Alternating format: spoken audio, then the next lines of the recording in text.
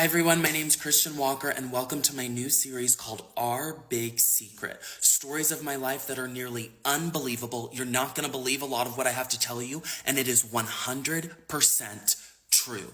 It's a story that spans my entire life and more, over 40 years, and the characters that fill this story are insane, dynamic, and complex, but you're going to relate to at least a few of these characters. You're going to relate to the choices they make, you're going to relate to some of the hardships they experience, or you're going to relate to the pain that their choice caused someone else. I'm telling you these stories because I want to talk about the betrayal of a wife or husband who pours themselves into a marriage that ultimately fails. I want to talk about the pain that comes with being a child of divorce. I want to talk about what an illegitimate child is. I don't believe in that concept. Every child's legitimate. They're here. They're legitimate.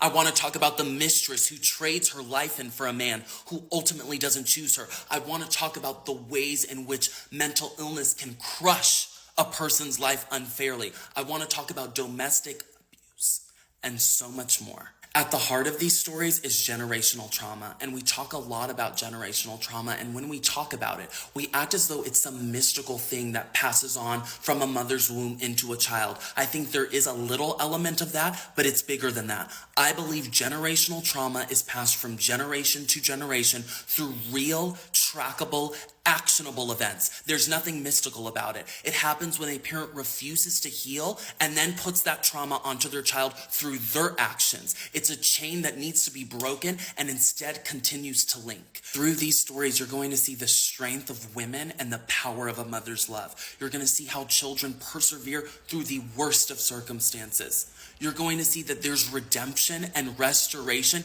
even after bad choices. There's redemption and restoration after your bad choices. You're going to see that God is a God of justice, and the things that you go through are seen by Him. He sees you. He sees you. In these stories, you're going to see the complexity of mental illness, and that just because a person is struggling doesn't mean they're a bad person. I'm going to tell a lot of stories that paint one of my parents in a not great light, but they're true. And then I'm going to tell other stories that show him to be loving and someone who's not fully defined by his mental struggles. Someone asked me the other day, like, do you think you'll ever see your dad again?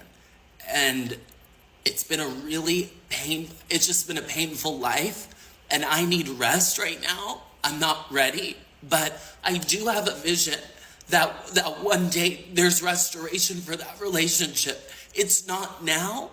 And after he ran for Senate, and a lot of these stories that I'm going to tell you were sort of leaked publicly, there was